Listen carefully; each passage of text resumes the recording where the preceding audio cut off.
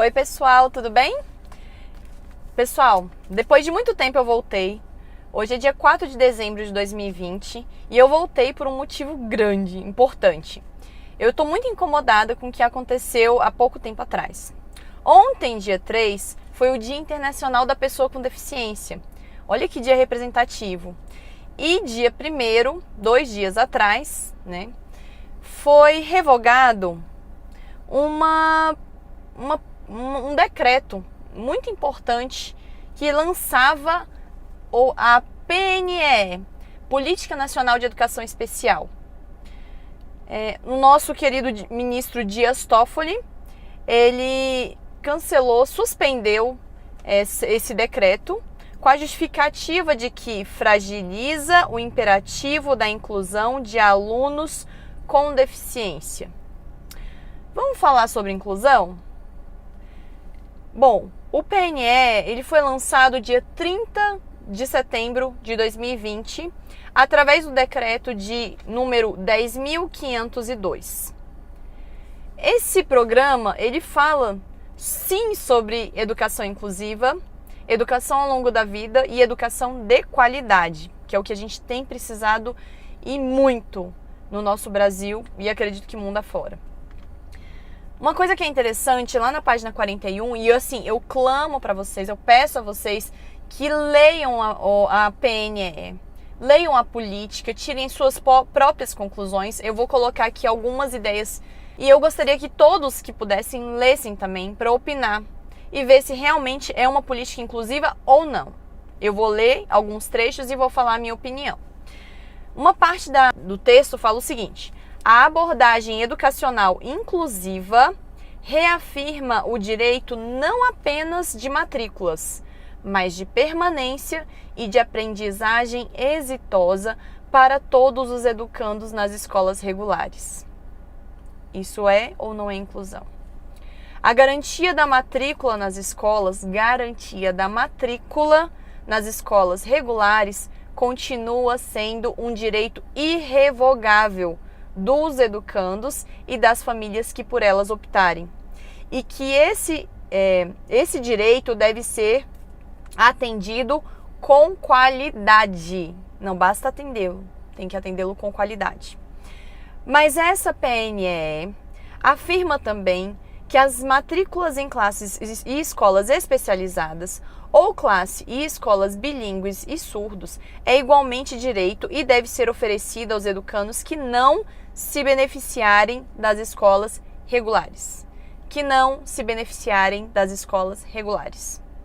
Gente, não é são muitas pessoas, muitos educandos que não se beneficiam de escolas regulares.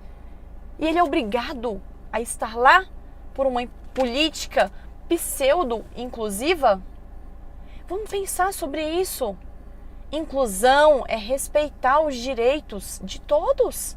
É respeitar aquele que tem condições de estar lá incluído junto com os demais, mas também é respeitar aqueles que não têm condições de estar lá, aqueles que não se enquadram naquele ambiente. E, infelizmente, os que não se enquadram naquele ambiente de pseudo-inclusão em muitos lugares, esses sim estão excluídos. Eles estão em suas casas, em clínicas, perdidos por aí. Isso sim é não inclusão. Vamos voltar. Lá no texto ele fala o seguinte: o artigo 2º do decreto apresenta as seguintes definições. 1. Educação especial, oferecida preferencialmente na rede regular de ensino. Educação especial, oferecida preferencialmente na rede regular de ensino aos educandos com deficiência, transtorno global do desenvolvimento, altas habilidades ou superdotação. Sempre falando rede regular. Isso é sim inclusão, gente. Número 2. Educação bilíngue de surdos. Sim, gente, isso é inclusão. Número 3. Política educacional equitativa com vistas a orientar as práticas necessárias e diferenciadas para todos, para que todos tenham oportunidades iguais e alcancem seus melhores resultados, de modo a valorizar ao máximo cada potencialidade e eliminar ou minimizar as barreiras que possam obstruir a participação plena e efetiva do estudante na sociedade. Isso é ou não é inclusão? Isso é ou não é prezar por essa população tão especial e que tem tantas habilidades? 4. Política educacional inclusiva. Eu não vou destrinchar todas, né? Eu gostaria de suscitar a ideia de que todos possam ler a política e ler destrinchadamente, mesmo detalhadamente. Eu não vou destrinchar porque não tem tempo de vídeo, mas só para vocês terem a ideia. Então, política educacional inclusiva é o item 4. 5. Política de educação com aprendizado ao longo da vida. 6. Escolas especializadas. 7. Classes especializadas. 8. Escolas bilíngues de surdos. 9. Classes bilíngues de surdos. 10. Escolas regulares e inclusivas. 11. Planos de desenvolvimento individual e escolar. Gente, então, leiam PNE. Eu vou deixar aqui na descrição do canal para que todos possam ter acesso ao conteúdo, mas eu acho que é muito importante a gente estar debatendo. Não basta apenas ficar colocando lá no Google PNE, Bolsonaro, enfim, Dias Toffoli, e aí vai aparecer uma série de manchetes, de reportagens que já colocam o ponto de vista deles.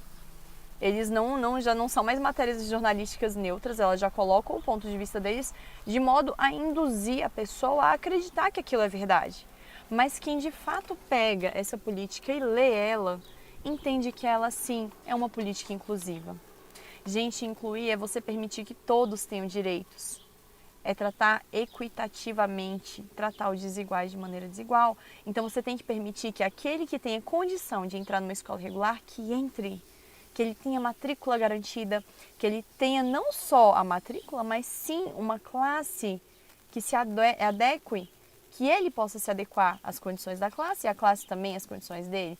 Então uma classe, né, com condições garantidas para ele, mas que aqueles que não se adequam, que eles tenham condições também. Aqueles principalmente que tenham distúrbios, transtornos severos e que não conseguem, né, fazer parte desse ensino regular, eles precisam de ter esse local para eles. Eles precisam de ter um local especializado, um local qualificado, com equipes multiprofissionais, com equipes constantemente atualizadas. Inclusive aqueles que têm altas habilidades, eu não digo só, né, os transtornos severos, digamos assim, mas as altas habilidades também. Eles estão além daquelas crianças, daqueles adolescentes, enfim, daquelas pessoas que estão estudando ali com eles. Eles podem sim ter um local diferente para eles estarem estudando. Um local qualificado, um local que vai fazer eles atingirem o potencial máximo deles. É isso que a gente precisa. Vale uma outra reflexão. Gente, pensar que hoje as escolas não estão preparadas nem para os neurotípicos ou os que não sejam especiais, quanto mais para os atípicos, né? Os atípicos que eu digo, os que têm transtorno global do desenvolvimento, os portadores de deficiências físicas, enfim. Quanto mais para essas crianças. Então, sim, nós precisamos de ter locais adaptados, locais adequados, profissionais qualificados, locais especializados, sim, nós precisamos de ter. E esse sim é um projeto inclusivo, na minha opinião. Eu levo a reflexão a vocês e gostaria que quem, por favor, defende a causa das famílias autistas, das famílias com portadores de necessidades especiais, que leia, que participe, que se movimente, porque não dá.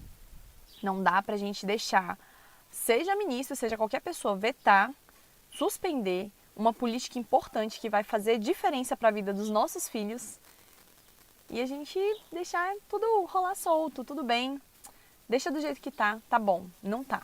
Do jeito que tá, não está bom. Nós temos sim professores despreparados, Nós temos sim classes que não se adaptam, nós temos sim dificuldades, inclusive de a atualização científica dessas pessoas. Nós não temos equipes multiprofissionais. Muitos locais não têm equipes multiprofissionais para saber como lidar. Atividades pedagógicas específicas para algumas pessoas que precisam. Então a gente tem que pensar em tudo isso. E outra coisa, suporte para os familiares também. Então quem tem grana, quem tem condições, beleza, dá os seus pulos, ele consegue ali minimamente alguma coisa. Quem não tem condições é prejudicado. Ou as famílias que têm pessoas com transtornos severos também é prejudicado, tá? Não pense que todos têm transtornos leves, todos são possíveis de serem incluídos no ensino regular, porque não são. Vamos respeitar as individualidades e particularidades de cada família. Vamos pensar no global. Vamos pensar que em alguns lugares do Brasil, como no Distrito Federal onde eu moro, tem um certo programa de educação, sim, voltado para as crianças com necessidades especiais. Mas não são todos os estados que têm. Vamos pensar em todo mundo. Fica a reflexão e um bom dia a todos. Tchau, tchau.